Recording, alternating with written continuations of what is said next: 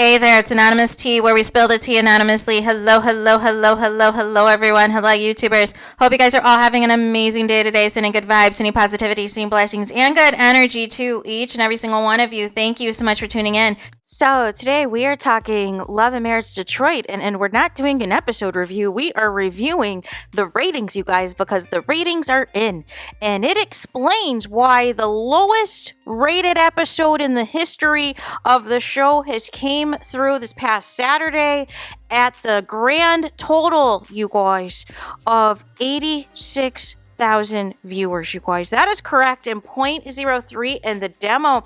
It explains all of the shenanigans, you guys. It explains, why the ratings continue to fall.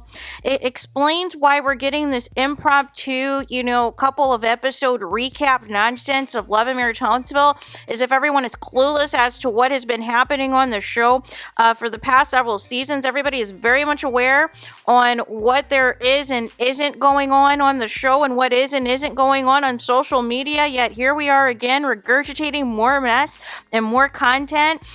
So this is bad because nearly 51,000 people decided to tune out from the last episode, right?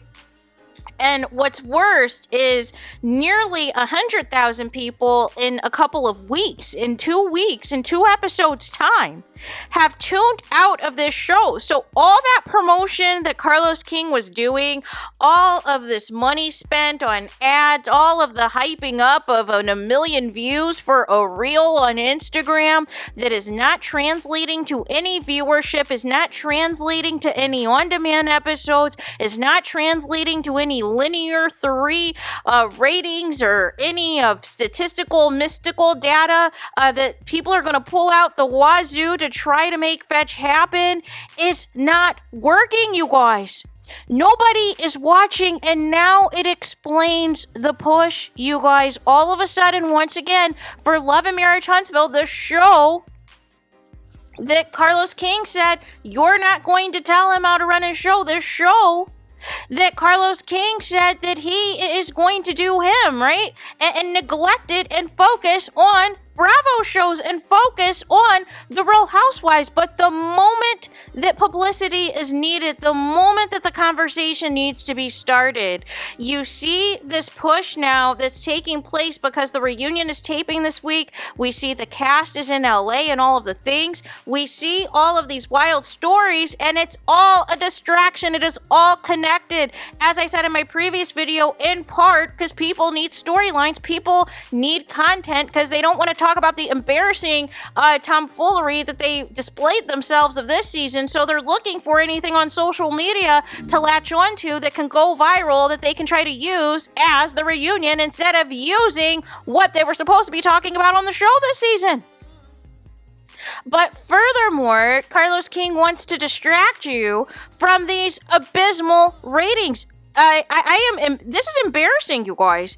You're supposed to be a big-time producer. You're supposed to be the king of reality TV. You are supposed to be having a pulse on what the people want to see on television, and this is the best that you can do rating-wise. 86,000 viewers. You can't even crack 100,000 viewers. And remember, on this current season of Love and Marriage Huntsville, there was an episode that was even too low to register, too low to make the top 150 cable programs. No.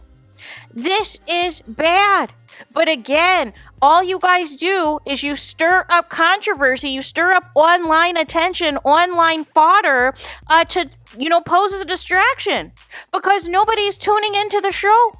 Anything and everything that has nothing to do with the show that is happening off camera is what the people are tuned in for. But this is embarrassing. You had this big-time premiere party. You had Destiny and Letitia either drive up there or flew out there or whatever to try to promote the show, to try to make fetch happen. You guys completely abandoned Huntsville in the promo for weeks, but you needed Huntsville to anchor the show and to at least get some resemblance of people to tune into this show.